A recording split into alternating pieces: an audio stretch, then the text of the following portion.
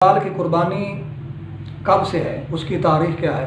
तो उसके लिए मुअज़्ज़ज़ मोहतरम मोहतरम बरदरान इस्लाम गुजारिश ये है कि कुर्बानी हज़रत आदम नबी अलैहिस्सलाम के दौर मुबारक से ही चली आ रही है कि आपके दो साहबज़ादे हाबील और काबील, उनका वाक़या बड़ा मशहूर व मरूफ़ है। अब वक़्त नहीं है कि मैं उस वाक़े में की तफसील में जाऊँ, तो लिहाजा उन दोनों ने जो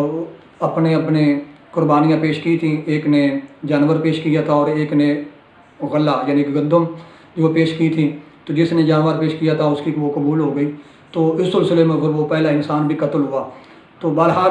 गुजारिश ये है कि कुर्बानी की इब्तिदा उसी वक्त से हो गई और फिर हर दौर में अंबिया कराम अपने अपने ज़माना में कुर्बानी करते रहे। ये तरीका राइज रहा है, हत्ता कि जो मशहूर व मरूफ़ जो सुन्नत है जिसके ऊपर तमाम उम्मत अमल करती है, 10 जुल्हज को कुर्बानी की जाती है, वो हज़रत सय्यदना इब्राहीम अला नबी अलैहिस्सलाम की वो सुन्नत मुबारक है कि जो आपने अपने बेटे इस्माईल अलैहिस्सलाम को कुर्बानी के लिए पेश किया था और जिसको अल्लाह पाक ने